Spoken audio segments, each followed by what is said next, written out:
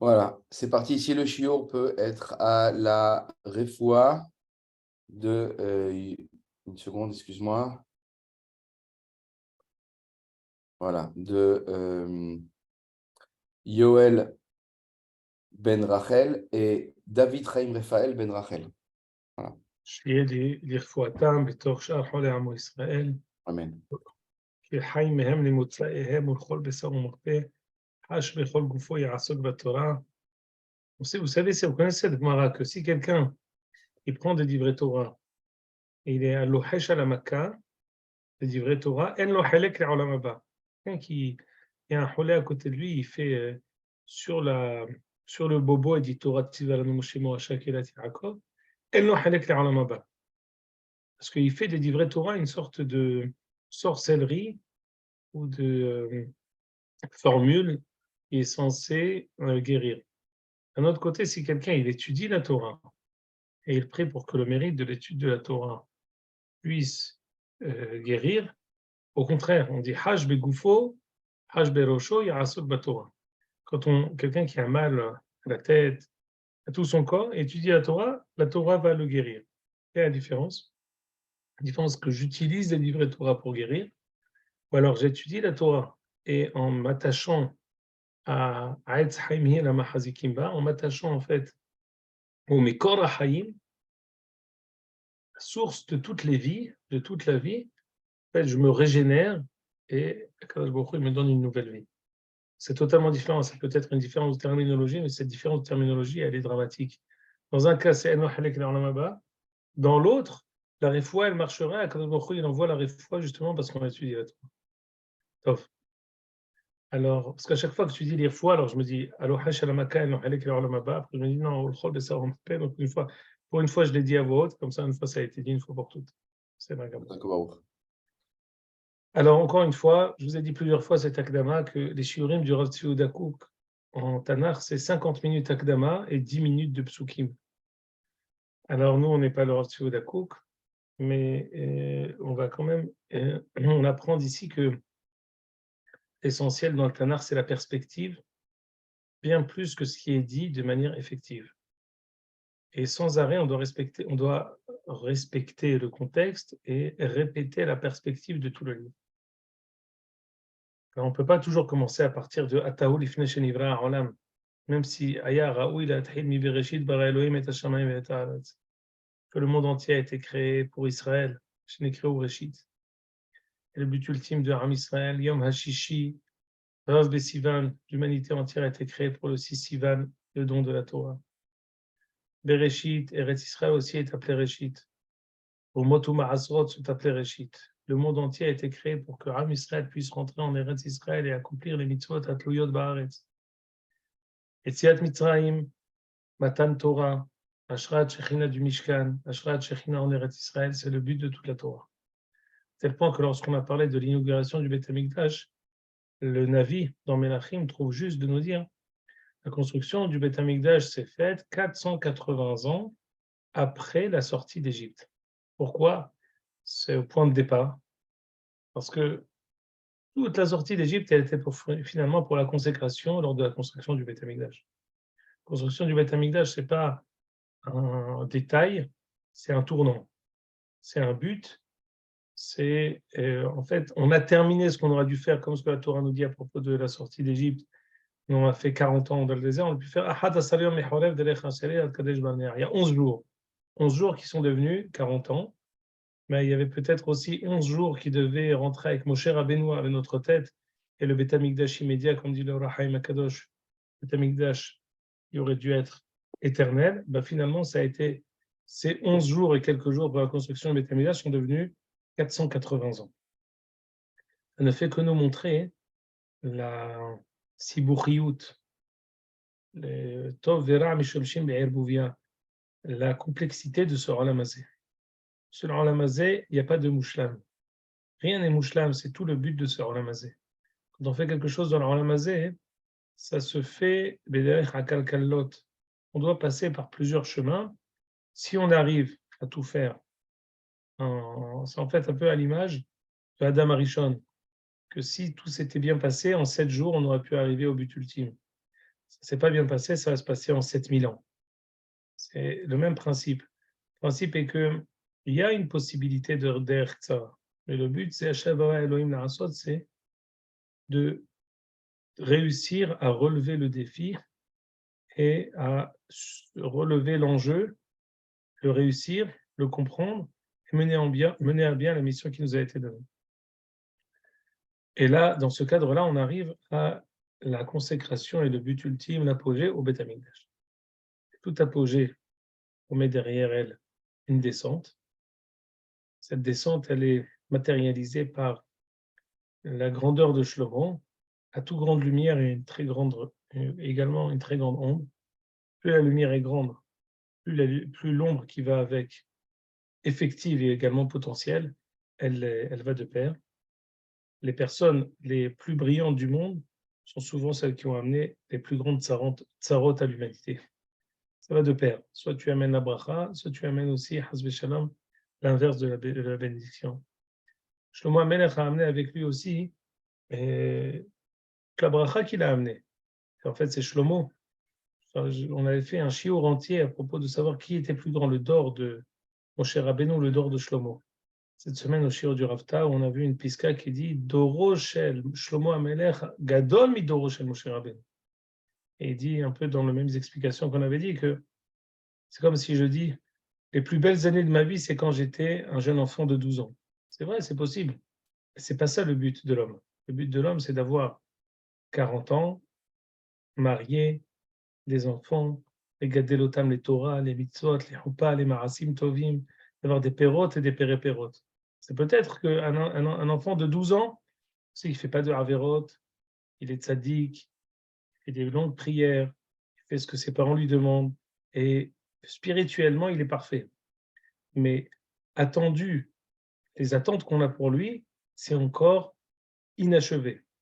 Et dans ce cadre-là, le dor de Shlomo HaMelech, il a parfait des choses que le dor de Moshe ne pouvait pas le faire, même si au niveau spirituel, ils étaient plus hauts que le dor de Moshe Rabbeinu. Même si le dor de Moshe était plus grand spirituellement, on va dire que de manière effective, au niveau de la shlemut, c'est comme si on comparait un jeune homme et un homme marié qui a eu des enfants. C'est possible que l'homme marié fait plus de Haverot, mais il est arrivé à autre chose. Le but, c'est pas Ben Azzai. Le but, c'est d'être tzaddik et de ne pas se marier. Le but, c'est d'être comme Rabbi Shimon Bar Yochai, d'étudier, d'avoir des enfants et de mettre au monde quelqu'un comme Rabbi Eliezer de Rabbi Shimon et tzaddik et sodor. Donc, on est arrivé à Shlomo HaMelech. Il y a une descente qui s'est préparée. Cette descente, elle s'est matérialisée par le schisme, fait qu'on est Kara Hashem et Malchut Israël Me'alecha. On a partagé les Malchuyot entre Malchut Israël et Malchut Yehuda. De manière délibérée, je reviens sur cet épisode parce qu'on va y revenir de manière effective dans ce péril qu'on va étudier. Et en fait, Am Israël va être partagé entre Malchut Israël, qui comporte 10 Shevatim, et Malchut Yehuda, qui en comporte 2. Malchut Israël, la plupart du Sefer Melachim, il est avec Malchut Israël. Malchut Israël qui avait à leur tête Yarovam ben Nevat et des Melachim qui sont souvent mentionnés comme des Melachim chez Elam Halek l'Olam Haba. Que ce soit Ahav, que ce soit Yarovam ben Nevat, et encore d'autres Melachim qui n'étaient pas connus pour leur piété. Et Eliaou est là-bas pour essayer d'élever. Il y a même un passouk qui dit, une Gemara dans Sanhedrin qui dit que Aseret Ashvatim lo enam atidim lahzor. Ils se sont tellement nivdelou, ils se sont tellement séparés et ils ont tellement construit une Bamal et Atzman, un hôtel particulier à UTEL, qu'ils en sont venus même à rompre leur lien avec le reste de la Ouma, le reste du peuple. Donc l'enjeu est grand pour Eliaou. On a vu le tremblement de terre qu'on avait eu, et ça aussi je le mentionne délibérément, parce qu'on va aussi le voir. On a vu aussi le tremblement de terre qu'on a failli avoir au temps de Pilegesh Bagiva, quand on a failli ôter Shevet Binyamin. On voit qu'on ne voulait pas. On a tout fait pour finalement réagréer Shevet Binyamin à Am Israël. Et là, on voit que l'enjeu, c'est que les 10 Shevatim soient parfois peut-être retranchés de toute la Ouma israélite. C'est le point qu'aujourd'hui, toutes les personnes qui sont parmi nous, c'est les descendants de Yehuda et Binyamin, des 2 Shevatim qui sont dans le Malchut Yehuda. Donc c'est vraiment quelque chose qui est interpellant. Eliyahu décide de relever le défi d'essayer de remonter Malchut Israël. Alors là, ça fait déjà plusieurs shiurim qu'on parle de Eliyahu Hanavi, peut-être 4 ou 5 shiurim. Pardon. Eliyahu Hanavi, il est ici prédominant. Il va rester encore longtemps, que ce soit par lui ou que ce soit par le biais de son élève Elisha. Et on a dit que c'est lui qui a causé cette sécheresse que Israël va subir. On a dit aussi la semaine dernière, on a dit ça en 2 fois. Il y a 2 semaines, on avait dit que Eliyahu avait décidé, on dit qui aime bien châtie bien. Quand on aime, on punit. Parce que Eliyahu croyait en le peuple, il a décidé de les punir. C'est comme ça qu'on a expliqué dans un des shiurim que la démarche d'Eliyahu était positive et agréée par Akadosh Baruch Hu. Sur la semaine dernière, on a dit l'inverse. Que Eliyahu, en fait, il a échoué dans sa démarche. Parce qu'on a dit le hidush extraordinaire du Ramak dans Tomer Devora. Et Moshe Cordovero dit Lo echezik la'ad apo, on arrive bientôt à Rosh Hashanah. Les Hasidim disent Tammuz, Zman, Tshuva, Memashme, Tshuva. Imaginez-vous. À partir de Tammuz, on parle déjà de Tshuva. Tammuz, c'est Zman, Tshuva, Memashme, Tshuva. Av, c'est Elul Ba. Et Elul, c'est Elul, El Mal'asot, Ani, les Dodiv et Dodili. Donc à partir de Tammuz, on sent déjà Rosh Hashanah qui arrive. Et dans ce cadre-là, hein, je disais que le jour de Rosh Hashanah, on dit Yud Gimel Mechedin de Rachamé dans le Tashlich. On dit Lo Echezik La'ad Apo. Vraiment, c'est une midda qui fait frémir de voir la patience, la kedusha, le Omek Arahamim de Kadosh Baruch Hu. Omek Arahamim de Kadosh Baruch Hu disent que même si quelqu'un n'a pas fait Teshuvah, Kadosh Baruch Hu ne reste pas rancunier à jamais. A contrario des Goïm, a contrario. Oui, Jérémy? C'est ce qu'on dit aussi, Leolam Hashem Devacha Nitzav Bashamayim aussi, non? C'est aussi une des Alors, le Olam situations. Hashem Hashem, écoute, le Sefer Tomer Devora, il est basé sur ces Yud Gimel Midot. Si on les étudie profondément, on voit que généralement, elles partent tous de miséricorde.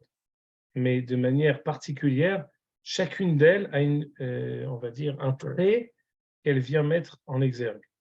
Donc, c'est vrai que le Olam Hashem, ça vient mettre en exergue la capacité qu'a Kadosh Baruch Hu de retenir une Gezerah, et comme ce qui est marqué dans tous les Sidurim, que cette Gezerah reste dans le ciel sans qu'elle s'abatte sur le monde. Mais ici, sans arriver à cette résolution, il y a ici un Omek Arahamim qu'on peut voir, on peut apercevoir qu'un père envers son fils. Finalement, l'amour du père, elle prend le dessus. Tu dis, mais regarde un peu comment il te fait du mal. C'est mon fils. Non, mais le fait de lui faire du bien, tu risques de l'encourager à continuer à faire ce mal parce qu'il voit que finalement, le mal, il paye. Il paye les tovas. Le fait que tu lui fasses du bien, ça le récompense. Kadosh Baruch Hu, il dit que nenni. Lo echezik la'adapo. Eliyahu dit à Kadosh Baruch Hu, mais regarde, ils font les averot. Tu leur fais du bien et disent, mon cher Rabbeinu, ce qu'il dit, ça ne tient pas la route. J'arrête la pluie, il continue. Tu dis non, l'olé olam arrive et l'olé olam ittor. Je redonne leur la pluie. Et bon, chez l'olam, ils n'ont même pas fait teshuva. Et c'est comme ça que le Ramak a voulu expliquer un passouk extraordinaire de Yarovam ben Yoash dans Melachim Bet. Autant de Yarovam ben Yoash qui ont fait des agalim de Avodazara, Kadosh Baruch Hu a laissé Yarovam ben Yoash remettre la frontière de Ram Israël comme au temps de Shlomo. Oui, Hazir et Israël, Ad Ligvul Tifsah, je ne me rappelle plus du passouk exactement. On voit que Morou a même donné une récompense à Yarovam ben Yoash qui était un rachat connu. Pourquoi? Parce que le Ramak n'a pas trouvé d'autre explication à ce comportement.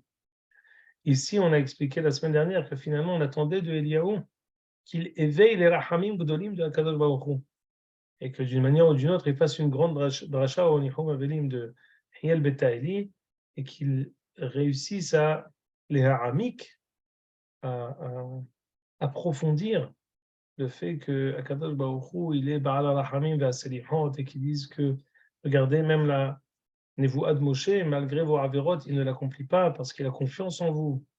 On avait dit, ce que M. Al-Lahmi a fait remarquer la semaine dernière, Veharav Hashem Bachem, même ceux qui écrivent le Het sont toi, ils l'écrivent avec le toi dans Veharav Hashem, parce que Groumo Shel Olam, Gago Shel Olam, à propos de cette Kéla-là, il a une profondeur qui dépasse notre compréhension dans sa possibilité d'attendre et d'être patient. Et là, on arrive à la chose que je voulais qu'on étudie maintenant.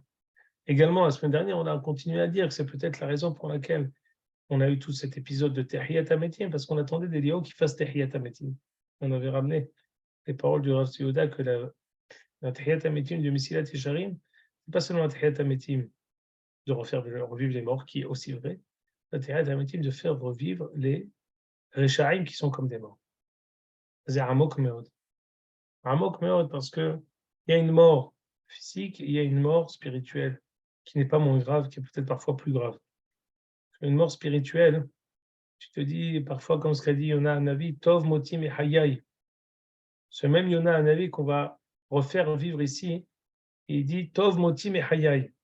Si j'arrive pas à être Navi comme ce que j'attends, si j'arrive pas à être Navi avec l'idéal que je pense que une teshuva incomplète, elle ne suffit pas, Tov Motim et Hayai. Ce jusqu'au boutisme qu'avait Yona, ici, Eliyahu Hanavi, on lui demande d'arrêter d'être comme ça. On lui demande, tu dois faire Tehiyat HaMetim, tu aurais dû faire Tehiyat HaMetim à Israël, tu aurais dû les élever à une nouvelle madriga. Ça n'a pas réussi comme ça arrivera autrement, et ça, on arrive maintenant, 20 minutes de Hakdama, on arrive maintenant à notre période.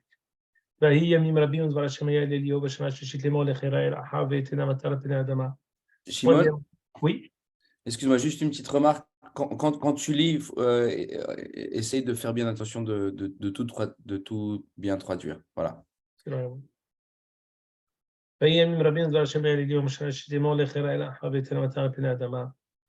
Après 3 ans, le Baruch Hu demande à Eliyahu, va, montre-toi que je puisse redonner des pluies après ces 3 années de sécheresse. Le Baruch Hu a voulu en fait, d'une certaine manière, provoquer l'occurrence, provoquer cette rencontre. Eliyahu est parti voir Ahav, tandis que la famine, la sécheresse était encore très forte à Shomron, en Samarie, qui était la capitale de Malchut Israël.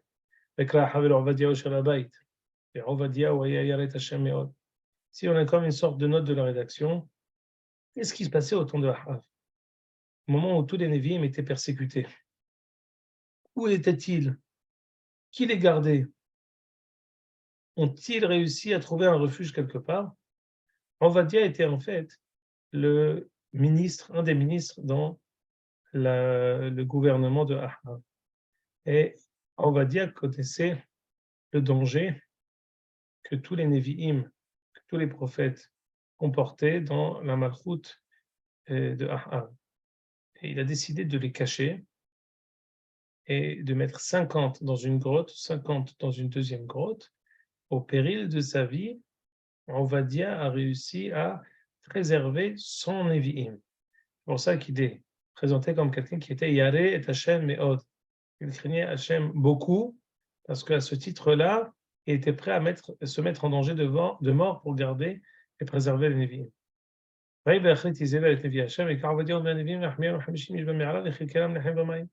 Lorsque Isével avait persécuté tous les prophètes, Ovadia avait caché son Névi'im, il les a cachés dans une grotte, 50-50, c'est lui, il subvenait à leurs besoins.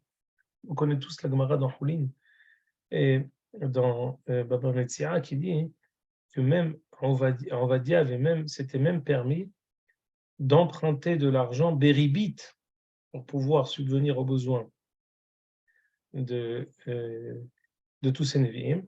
Il avait fait un prêt avec intérêt, ribit deoraita, parce que c'était pikuach nefesh pour eux. Il n'avait pas de moyen de pouvoir les nourrir.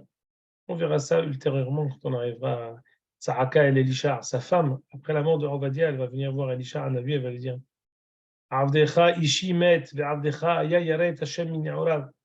C'est une haftara si connue qui fait référence à la femme de Ovadia.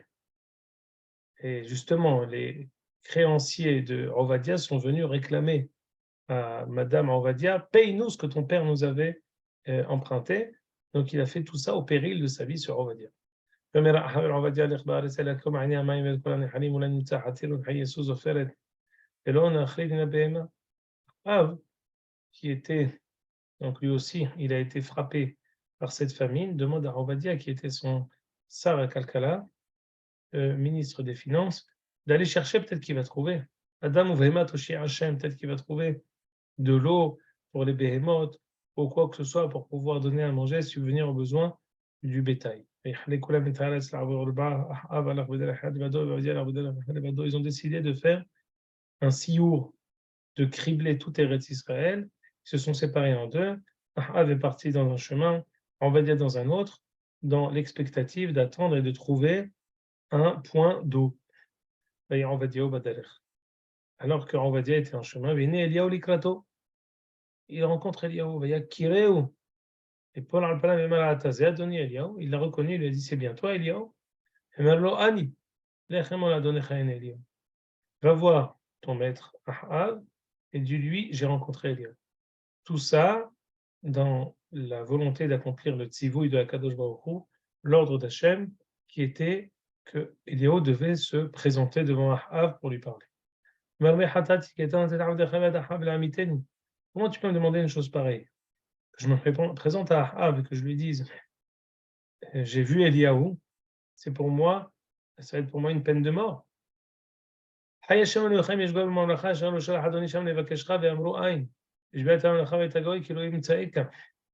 Je te promets, je jure par Hachem, qu'il n'y a pas un endroit que Ahav n'a pas cherché pour te trouver, et il a adjuré toutes les personnes et du royaume. Si quelqu'un te trouve, il est obligé de le rapporter à Ahav. Et toi, tu me demandes de dire voilà Eliaou, je me mets en danger, il va me soupçonner de t'avoir caché pendant ces 3 années où tout le monde a tellement supporté et tellement souffert. Va-t-il להגיד לאחאב ולא נמצא אחאב על הקנים אבל לחיירת השם נעורה. Je sais ce qui va se passer, je sais ce qui peut se passer en tout cas. Tu vas me dire, voilà, je l'attends ici, le temps que tu reviennes, tu vas être amené, le vent va t'amener autre part et je serai en danger. Je peux expliquer exactement ce Massa ou Matan, mais pour l'instant, on va se cantonner à continuer dans les psukim. Je vais essayer d'arriver au maximum un peu plus loin pour parler du Mahamad de Eliaou ben Carmel. לא גד לאדוני את אשר עשיתי בהרוג איזבל את נביא השם, והביא מנביא השם 100 איש, 50 איש במערה ואכלתם לחם ומים. Ovadia continue à s'adresser à Eliaou et lui dit tu sais très bien ce que j'ai fait lorsque Isabelle a persécuté tous les prophètes de la Kadosh Baruch Hu. Je me suis mis moi-même en danger pour cacher 100 Nevi'im, 50 dans chaque grotte, et c'est moi qui est subvenu à leurs besoins. Et maintenant tu me demandes de lui dire, de tout mettre à l'eau et de lui dire voilà, j'ai vu Eliaou. T'inquiète pas, je te promets, Hayashem, aujourd'hui je le verrai. Après cette promesse de Eliaou, on va dire c'est finalement tourné vers Ahav, il lui dit j'ai vu Eliaou, il t'attend au pied du chêne. Et qu'il ôte Ahav et Eliaou mer Ahav et là, cette phrase archi connue aujourd'hui a eu une inflation terrible qui est dite pour un oui ou pour un non pour toute personne qui sa tête ne nous revient pas. Mais cette phrase-là, elle a été dite par Ahav à Eliaou Hanavi. Ha'ataze ocher Israël. Ça fait bien longtemps que je m'efforce de ne pas écouter les hadashot ni de les voir. Mais quand parfois, par erreur, j'entends, très vite, on arrive tel que Haver Knesset a dit à tout Haver Knesset, Ata ocher Israël. C'est Kol Sheni Vahamishi, c'est l'ultime insulte que l'un dit à l'autre. Ocher Israël. C'est-à-dire quoi, Ocher Israël? C'est-à-dire, pas Milachon Akira, mais comme Milachon Maïm Achurim. Comme Maïm Achurim, c'est de l'eau trouble. Ocher Israël, celui qui trouble, qui fait souffrir Israël, qui renie Israël. Et ici, Ahav, je pense que c'est ici ce matin entre Ahav et Eliaou, ce que Akadosh Baruch Hu a demandé à Eliyahu de se présenter à Ahav, finalement, c'est peut-être un reproche que Akadosh Baruch Hu veut dire à Eliyahu. C'est bien toi, celui qui a tellement fait souffrir Israël. Qu'est-ce que va dire Eliyahu? Non, Israël, c'est pas moi qui ai fait tellement de mal à Israël. Qui imatao vetavicha, ba'azovchem et mitzvot Hashem, vatelech achara be'alim. C'est pas toi, c'est pas moi, c'est toi. Tu te trompes. Celui qui a engendré toute cette malédiction, c'est toi parce que tu continues à être Oved Avodazara, toi, Betavicha, toi, Am Israël. Ici, une sorte de Ahlafata Hashamot. C'est toi, c'est moi.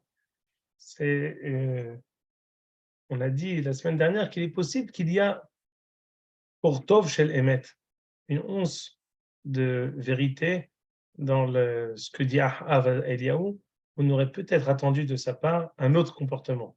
Preuve en est, Kadosh Baruch Hu va arrêter, lui demande d'arrêter maintenant la sécheresse.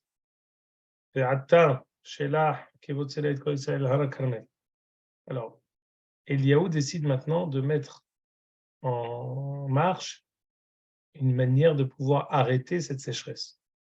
Il va faire ce qu'on appelle Mahamad Eliyahu Be'ar Karmel, c'est-à-dire une sorte de compétition entre Nevi et Baal, les prophètes de Avodah Zarah, et les prophètes d'Israël, Eliyahu Navi. Je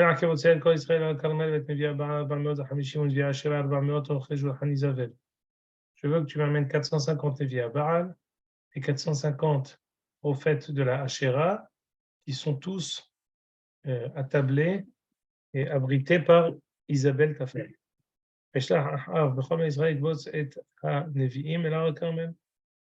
Ahav tout à fait cessante fait ce que Eliyahu lui a demandé.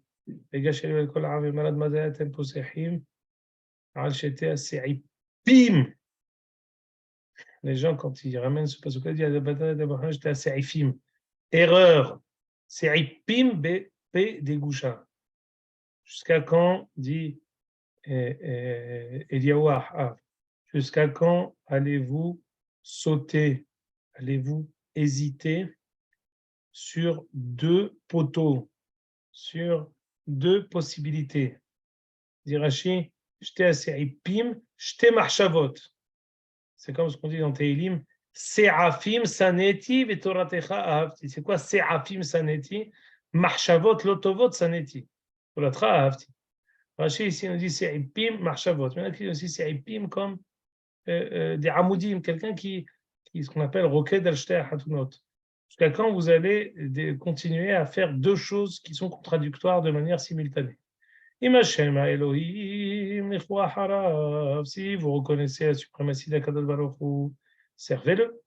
Et si vous reconnaissez la Avodah Zarah du Baal, alors allez derrière le Baal.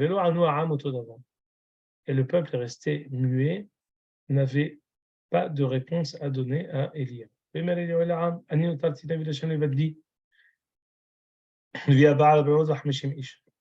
Moi, je suis tout seul, dit Élie. Et vous, vous serez 450. On va prendre deux bœufs. De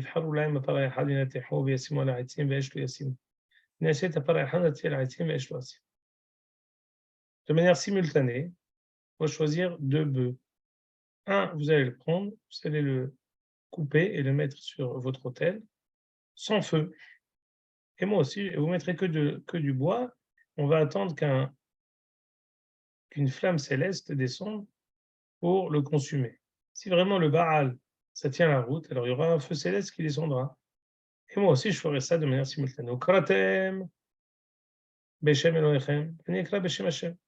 Vous allez appeler au nom de vos idoles, et moi j'appellerai au nom de Akadosh Baruch Hu. Celui que Akadosh Baruch Hu exaucera, celui qui réussira ce défi, ou Elohim. Tout le monde a agréé et acquiescé à cette possibilité et à cette proposition d'Eliyahu, à savoir de faire une sorte de test. de là où la flamme céleste descendra, ce sera lui le gagnant. Il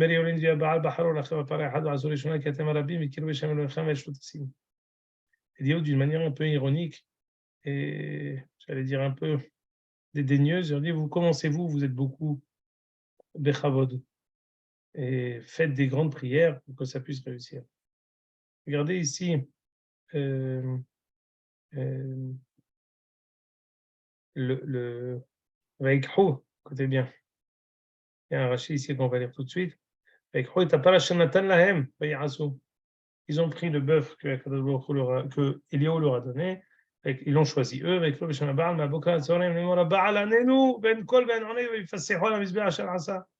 ils ont supplié, ils ont crié, et rien du tout. Le bœuf ne voulait pas arriver là-bas. C'est Eliaou qui leur a donné parce que lui, il s'enfuyait.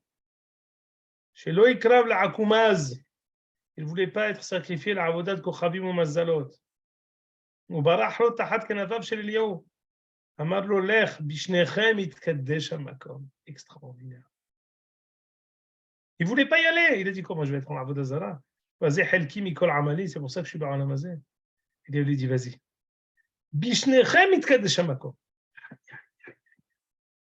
Si un yesod émouni à dire, ce yesod émouni dit que c'est un yesod émouni qui est c'est une compréhension spirituelle qui est très dangereuse que je vais dire. Je me permets de la dire à vous qui êtes des étudiants depuis plusieurs années, on étudie ensemble. Le Kiddush Shem Shamaim, sanctifié à Kadosh Baruch Hu, ça se passe au même titre que ça se passe quand on fait le bien, ça se passe aussi quand il y a le mal.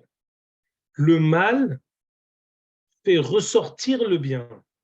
Le mal, ce korban-là qui a été fait par les Béalim, par les Avodah Zara, ça aussi c'est Kiddush Hashem. C'est Avodah Zara, c'est pas Kiddush Hashem. Ce qu'on appelle Itaron Haor Mitoch HaChoshech. L'avantage de la lumière dans l'obscurité. Quand on voit l'obscurité qu'apprendre à la lumière, on sait apprécier la lumière à sa juste valeur. C'est qu'à travers l'obscurité qu'on sait voir la force de la lumière. Et c'est à ce titre-là que Eliaou a envoyé ce par chez les Béalim et il lui dit Itkadesh amakom gam al yadcha. On y va. Vaikhu et apar shata. Très bien. Vaïvat tzaoraim. L'après-midi. Vaïhatel bahem Eliaou. Eliaou commençait à les dénigrer. Kilu bekol gadol ki Elohimu. Ki siyah vechisir lo vechiderech lo ulai yashenu veikatz. Il a commencé un peu à tourner en dérision. Il dit peut-être vous ne parlez pas assez fort. Criez un peu plus fort.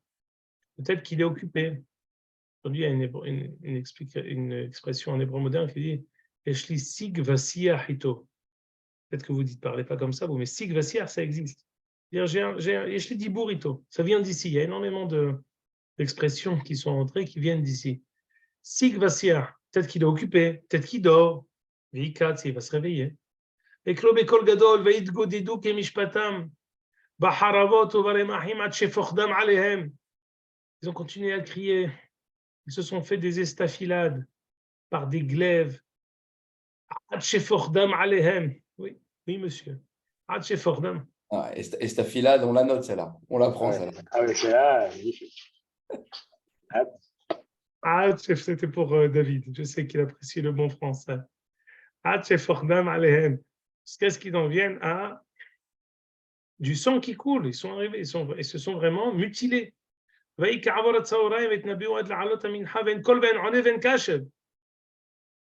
est arrivé.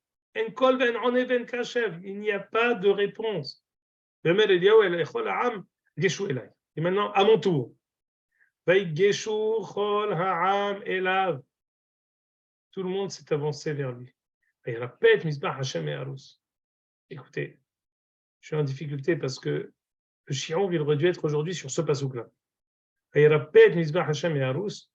va pas avoir l'occasion d'étudier ça. Donc, comme on est en plein milieu de l'historique, en fait, de l'histoire, donc on va lire toute l'histoire et on va essayer de s'arrêter sur un ou deux détails et on reviendra sur ce qu'on devait étudier aujourd'hui la prochaine fois. Eliaou a réparé l'autel qui était détruit. De quoi s'agit-il? Bezrat Hashem la semaine prochaine. Avec Eliyahu Shtem Esra Avanim. Il a pris 12 pierres. Qui pas Shifte Ben Yaakov. Comme le nombre des tribus d'Israël. Shariat Varashem Element Israël Yeshemecha. Étonnant. 12 tribus, comme ce qu'Akadosh Baruch Hu avait promis à Yaakov. Avinu, il lui a dit, tu ne te rappelleras pas Yaakov, tu seras appelé Israël. Pourquoi s'agit-il? Pourquoi on rappelle cet épisode maintenant? Il a construit ce misbéach avec ses pierres.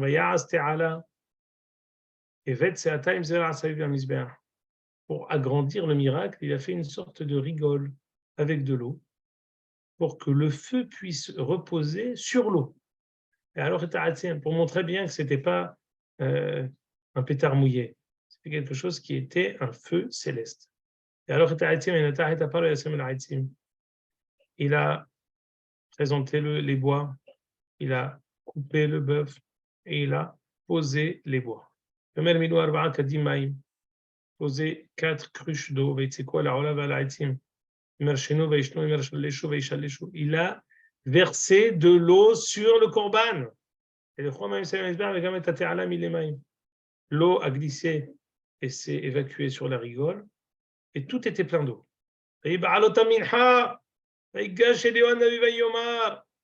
השם אלוהי אברהם יצחק וישראל היום יוודע כי אתה אלוהים בישראל ואני עבדיך. הקדוש ברוך הוא le Dieu d'Abraham, Yitzhak et Israël. Aujourd'hui, Am Israël saura que je suis ton serviteur. Que tout ce qui a été fait jusqu'à présent a été fait avec ton approbation. Aneni Hashem, Aneni. Ve'edero amazé ki ata Hashem Elohim. Ata hasibota et liba mahoranit. Aïe, aïe, aïe, c'est ici une phrase archi connue de Eliyahu. Eliyahu qui s'adresse à Akadosh Baruch Hu et lui dit exauce-moi, réponds-moi. Et Hachem, Akadosh Baruch Hu, saura, tout le monde saura que tu es Akadosh Baruch Hu. Elle a écouté cette phrase très forte. Tout ce qui se passe, c'est de ta faute. C'est toi, Akadosh Baruch Hu, qui les a poussés à faire Avodah Zarah. Les gadol. La Gemara va dire Eliyahu itiach dvarim klape ma'ala. Dans Brachot dit Eliyahu a presque été insolent face à Akadosh Baruch Hu. Quand il lui dit c'est de ta faute tout ce qui se passe. Après ce discours de Eliyahu,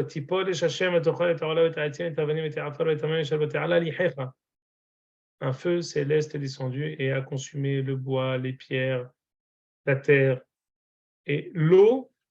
Il a même un peu consumé l'eau. Ce feu céleste est même allé sur l'eau. Tout le peuple lui savait le fameux Hashem Elohim qu'on dit, le Makor c'est ici. Le peuple a tous dit Hashem c'est lui le Dieu, Hashem c'est lui le Dieu. Maintenant, attrapez tous les prophètes du Baal, attrapez-les, il les a égorgés, pshuto qui marche marrant.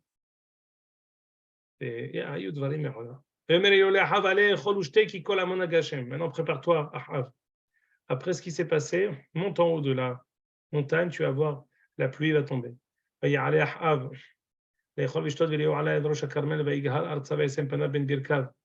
s'est mis recroquevillé sur lui-même, sa tête entre ses genoux, et il a attendu.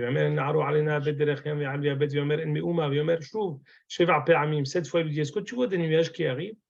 Il demande à son serviteur Eliyahu qui est avec le regard si au loin il y a des nuages. Non. 7 fois. 7e fois, le serviteur répond à Eliyahu il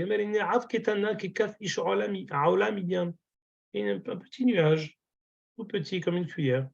Et sort Vared. Il dit à Ahav qu'il descend très vite. Et là, il y a Atzorcha Ish. Fais attention que tu ne sois pas arrêté par la pluie qui va arriver. Le ciel s'est rempli de nuages. Et Ahav, il a dû s'enfuir tellement la pluie l'étouffait. Alors vous comprenez ici qu'il y a plusieurs choses sur lesquelles il faut essayer de réfléchir. D'abord, comment Eliaou s'est adressé à Kadosh Baruch Hu, Ata Sibota et Liba Mahranit. Il s'est adressé, il lui a dit, c'est toi qui as entraîné ça. Il faut comprendre ce que ça veut dire. Ensuite, qu'est-ce que ça veut dire cette histoire des 12 pierres, comme ce qu'Akadosh Baruch Hu a dit à Yaakov, Israël? C'est quoi que Eliaou il a réparé le Misbah et Harous? Et enfin, a-t-on réussi? Hashem ou Elohim, Hashem ou Elohim. On a réussi. Eliaou a réussi à amener Am Israël à ce qu'il attendait. Finalement, on voit qu'il a réussi à leur faire teshuva, mais c'était vraiment comme ça. On a réussi, le but a été atteint. Cette teshuva était vraiment extraordinaire.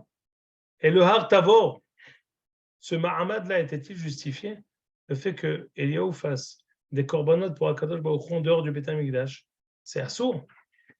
L'Otuchal, il est interdit de faire des sacrifices en dehors de Yerushalayim. Alors, Yerushalayim existe, le Beth Amikdash est construit. Comment il a pu faire ça? C'est l'exemple même de Hora'at Sha'a. C'est l'exemple même qu'on a le droit de manière sporadique, de manière extraordinaire, de faire des avérotes al pi Hashem.